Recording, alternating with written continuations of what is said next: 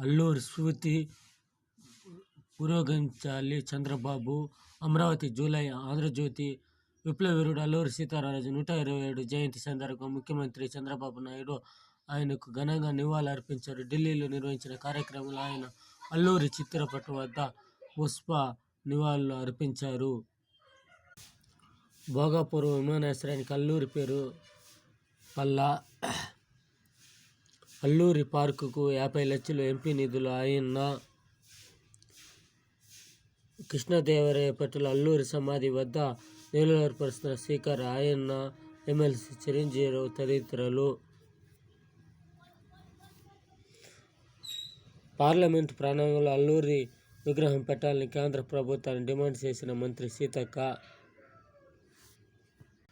అల్లూరి సీతారామరాజు విప్లవ వీరుడు ఈ కాలంలో ఉండారా?